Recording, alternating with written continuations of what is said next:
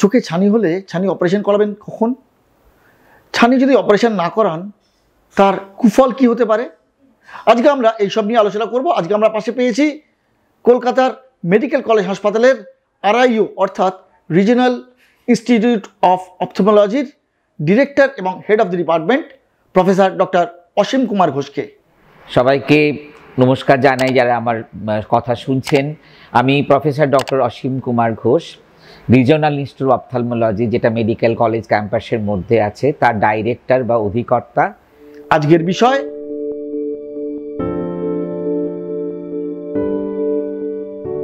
ছানি আমাদের যে চোখের যেরকম অ্যানাটমিক্যাল মানে যেভাবে পরপর স্ট্রাকচার আছে, একটা কর্নিয়াটা স্বচ্ছ থাকা উচিত যে আলোটা যেতে পারবে।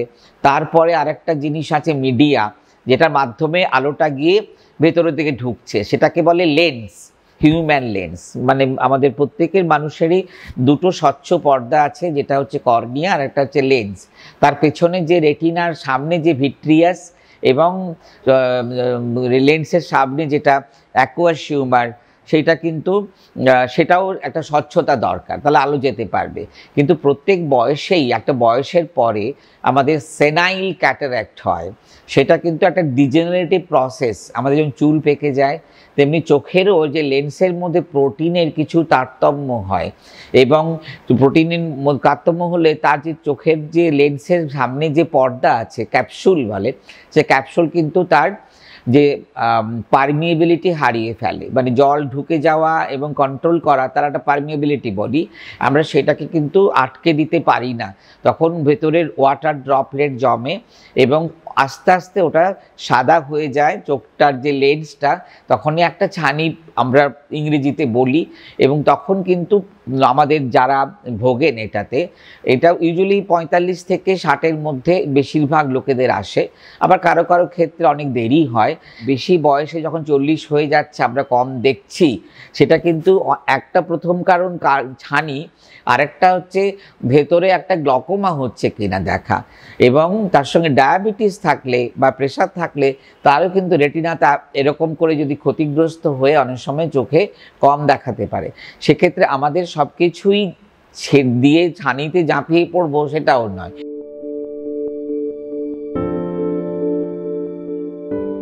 যখনই 40-45 বয়স হবে, দেখতে পাচ্ছেন না, কম দেখছেন, সে দূরেরই হোক কাছের হোক, এবং ছানি হতে গেলে যে চোখে জলটা জমলো আমি বললাম, তখন একটা আলোগুলো খুব ড্যাজল করে। ধরুন ড্রাইভার গাড়ি চালাচ্ছে, সন্ধেবেলা বলছে চোখ ধাঁধিয়ে যাচ্ছে আমার, আলোর দিকে তাকালে অসুবিধা হচ্ছে, বা একটা বাতি জ্বলছে, বাতিটাকে অনেকগুলো রিং অনেকটা আলো দেখতে পাচ্ছে, মাল্টিপল কালার্স, তা সেগুলো পলিওপিয়া বলে বা দুটো দেখে ডিপ্লোপিয়া বলে।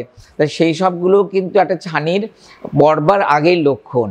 সেই কারণে যাদের ডায়াবেটিস আছে তাদেরও কিন্তু ছানি খুব তাড়াতাড়ি পড়ে, এবং সেই থাইরয়েড থাকলে তাড়াতাড়ি পড়ে। এবং কেউ হয়তো স্টেরয়েড অনেকদিন ধরে খাচ্ছেন কোনো ব্রঙ্কিয়াল অ্যাজমার জন্য, ইনহেলার নিচ্ছেন, ওদেরও কিন্তু ছানি পড়তে পারে, সিস্টেমিক দিল, এবং সেখান থেকে এটা লেন্সকে কাটরাক্ট করছে। তার প্রতিটা জিনিসেরই ভালো করে ইতিহাস হিস্ট্রি নেওয়া, তাকে ভালো করে পরীক্ষা করা, এবং তার উপযুক্ত ব্যবস্থাটা সবসময় সেই চোখের ডাক্তারের কাছে যাওয়া উচিত। আমরা অনেকে ভুল করি, ছানি পড়ছে কম দেখছি, কিন্তু ভেতরে হয়তো যেটা গ্লকোমা, সেই গ্লকোমাটাকে দিনে আক্রান্ত হয়েছেন। গ্লকোমাটা যদি ঠিকমতো ডায়াগনোসিস না করে ড্রপ না দেওয়া হয়, তাহলে চোখের প্রেশার কিন্তু বাড়তেই থাকবে, এবং চোখের যে নার্ভটাকে ক্ষতিগ্রস্ত করতে করতে একেবারে পার্মানেন্ট অন্ধত্বে পৌঁছে দেবে। এবং সেই জন্য ওদের কিছু আর করা যায় না। ছানি আপনার পড়েছে, ছানি জন্য কম দেখছেন, ছানি অপারেশন করে আপনি খুব ভালো দেখবেন। ছানিটাকে আমরা বলি কিউরেটিভ ব্লাইন্ডনেস, কিন্তু গ্লকোমাকে বলি প্রিভেন্টিভ ব্লাইন্ডনেস। মানে গ্লকোমা প্রিভেন্ট করতে হবে, তার কিউরেটিভ নেই, কোন অ্যাসপেক্ট নেই। আপনি প্রিভেন্ট করবেন বাই মেডিকেশন, ওষুধ দিতে হবে।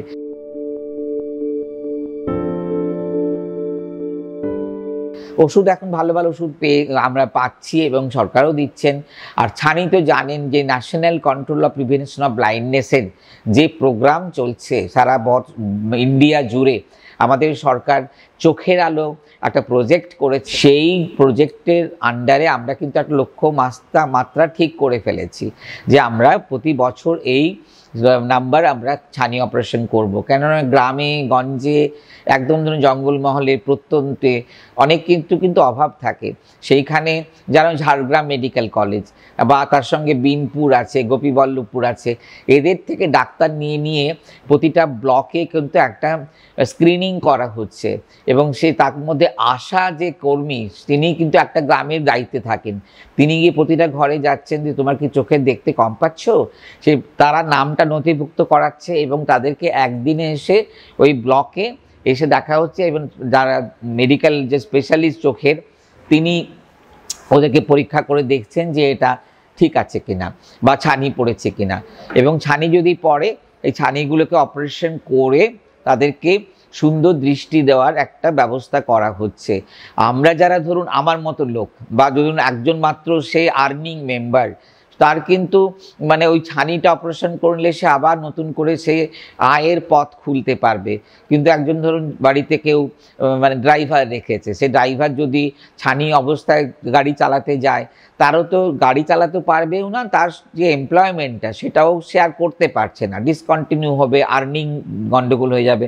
ওই জন্য প্রত্যেককেই কিন্তু আমরা বলা হচ্ছে যে আমাদের তো এখন অনেক সুলভ ব্যবস্থা আছে, আপনারা দয়া করে আপনারা যখনই কম দেখতে পাবেন 40-এর পরে 42-এর পরে আপনারা কিন্তু নিকটস্থ হাসপাতাল, আইদার মেডিকেল কলেজ হোক, সাব ডিভিশন হাসপাতাল হোক, ডিস্ট্রিক্ট হসপিটাল হোক, সুপার স্পেশালিটি হসপিটাল হোক, রুরাল হসপিটাল হোক বা primary health centre, block primary health centre যেখানে অপটোমেট্রিস্ট আছে, চোখের ডাক্তারকে যারা সাহায্য করে তারাও কিন্তু প্রিলিমিনারি অনেক ট্রেনিং পায়, তারা বুঝতে পারে কোনটা ছানি কোনটা নয়। সেই তখন উপযুক্ত জায়গায় ব্লক থেকে রুরাল, তার রুরাল থেকে ডিস্ট্রিক্ট থেকে মেডিকেল কলেজ এবং সাব ডিভিশন যেখানে সমস্ত চিকিৎসা হয় সেখানে নিয়ে আসবে। আপনারা সম্পূর্ণ বিনা পয়সায় সরকারি ব্যবস্থাতে আপনারা ছানি অপারেশন করিয়ে নিশ্চিন্তভাবে একটা দৃষ্টিসম্পন্ন মানুষ হন, আপনারা নিজেদের আয়টা করুন, আপনাদের সংসার ঠিক মতো করে প্রতিপালন করুন, কেননা চোখ হলো মহামূল্যবান একটা অঙ্গ।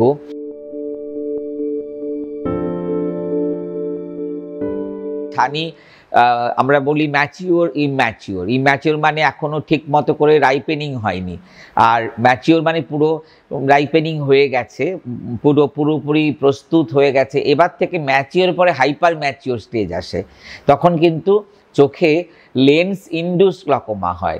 সেই ছানিটা একটু মাইক্রো পোর্স তৈরি করে, মানে ফেটে যাওয়া বলে, সেখান থেকে প্রোটিন বেরিয়ে চোখের সামনে একটা ইনফ্লামেশন করবে অ্যাকুয়াস হিউমারে। সেই যে ইনফ্লামেশন যে সেলগুলো যে ফেগোসাইট, সে গিয়ে চোখের ট্র্যাবিকুলার মেশাকে জমবে, যেখান দিয়ে চোখের জলটা বেরিয়ে যাচ্ছে অ্যাকুয়াস হিউমার, তখন আর বেরোতে পারবে না, চোখে তখন গ্লকোমা হবে, চোখ অন্ধ হয়ে যাবে।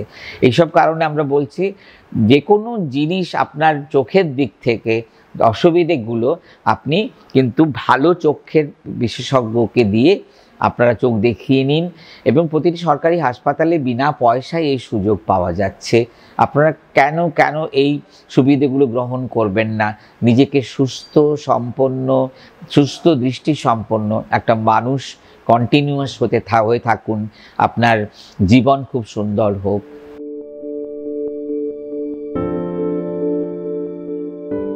বাচ্চাদের হয় যে কনজেনিটাল, মায়ের পেটে যখন ছিল তখন হয়তো মায়ের কোনো ইনফেকশন হয়েছিল, particularly virus, German measles, rubella আর বিভিন্ন ধরনের HIV মানে ভাইরাস। এখন তো আমাদের আধুনিকতম যুগ চলছে, তার সঙ্গে আমরাও কিন্তু অনেক বাজে অভ্যেস হয়তো আক্রান্ত হয়ে যেতে পারি।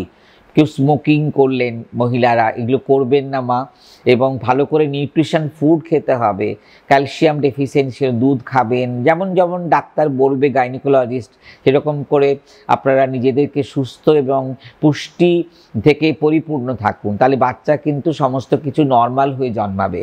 এবং যারা নর্মাল হয়ে না জন্মালে তাদের হার্টেরও অনেক অসুবিধে হয়, চোখেরও তেমনি অসুবিধে হয়। চোখে একটা ছানি তার মধ্যে, তাকে বলে কনজেনিটাল ক্যাটারাক্ট, তা সেইটা কিন্তু তার বেড়ে ওঠার পথে ভীষণ বাধা।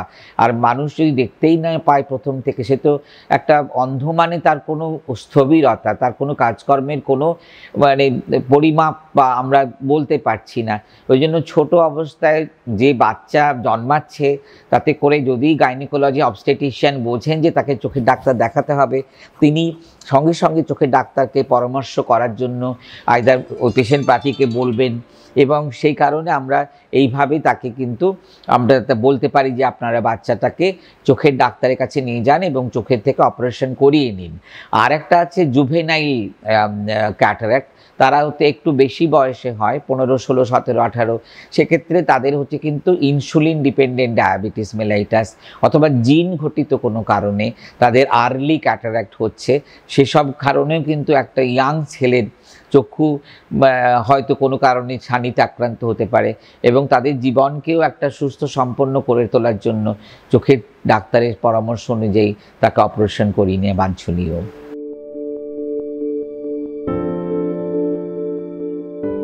এখন ডে কেয়ার সিস্টেম হয়েছে, তবে তার আগে ওনাকে একবার দেখতে হবে। আমাদের আউটডোরে আসুন বা যে ক্লিনিকেই আসুন, তারা দেখবেন চোখের ভেতরে কি গন্ডগোল আছে কিনা, শুধু ছানি আছে না ছানির অন্য কিছু আরও উপসর্গ আছেন, পার্টিকুলারলি গ্লকোমা আছে কিনা, ডায়াবেটিস আছে কিনা, এই সমস্তগুলো এক্সক্লুড করবেন। এবং তাদের সুগার, প্রেশার এবং যার যদি হার্টের কোনো গন্ডগোল থাকে ইসিজি করিয়ে নেওয়া উচিত। এবং চোখের যে লেন্সটা বসানো হয়, এখন প্রত্যেকেরই লেন্স বসানো হয়, লেন্স তো গভর্নমেন্ট বিনা পয়সায় দেয়, আপনারা জেনে নিন।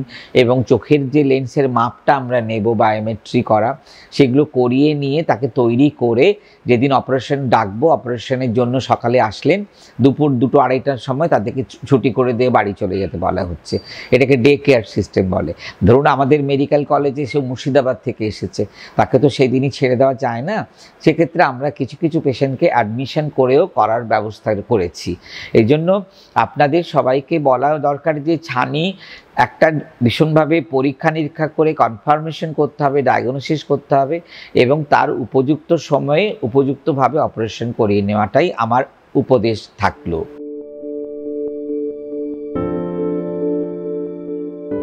ডায়াবেটিসে যদি ক্যাটারাক্ট থাকে, ছানি তো পড়ছে, কিন্তু ডায়াবেটিস রেটিনোপ্যাথি থাকতে পারে, রেটিনাও সেই সঙ্গে আক্রান্ত হয়েছে কিনা। আর যাদের কিডনি থাকে, কিডনি হলে রেটিনা খারাপ হতে পারে। আর প্রেশার থাকলেও কিডনি খারাপ হয়, কিডনি থেকে আবার চোখেরও খারাপ হয়। আর থাইরয়েড ক্ষেত্রে আপনি জানেন যে চোখের মধ্যে একটা বালজিং হয়, এক্সঅপথ্যালমাস, তার সঙ্গে ক্যাটারাক্ট, চোখের প্রেশার বাড়তে পারে। এসবগুলো তো নিশ্চয়ই একটা আমাদের খুব ভালো সাবধানে এবং ভালোভাবে হিস্ট্রি নিয়ে আমরা ওকে ভালো করার চেষ্টা করব।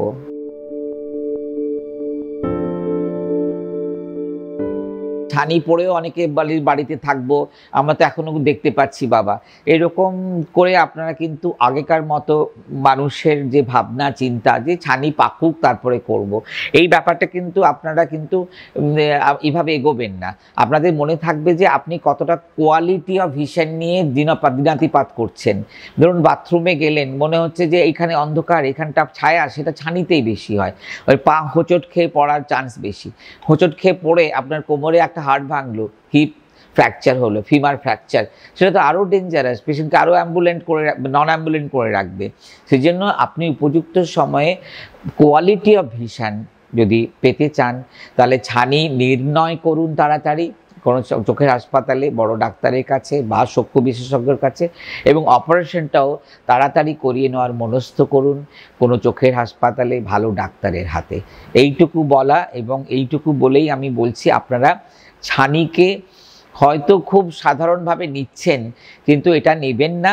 40-45 বছর বয়সের পরে ছানি তো অনেকেরই পড়বে, এটা বয়সকালীন, এবং তার সঙ্গে অন্যান্য যে সমস্যাগুলো থাকে ওই বয়সে, সেগুলোকেও আপনাকে দেখিয়ে নিতে হবে যে ওগুলোর সঙ্গে অ্যাসোসিয়েশন আছে কিনা। এবং ছানিটা যে কোনো মুহূর্তে পেকে গিয়ে, ছানি ফেটে গিয়ে যে গ্লকোমা, সেইগুলো হবার চান্স আছে কিনা। তাহলে সেই মতো করে ডাক্তার যেটা বলবেন আপনারা কিন্তু মেনে আপনারা প্রতিবিধান নিন। অসংখ্য ধন্যবাদ প্রফেসর ডক্টর অসীম কুমার ঘোষকে আমাদের সময় দেওয়ার জন্য।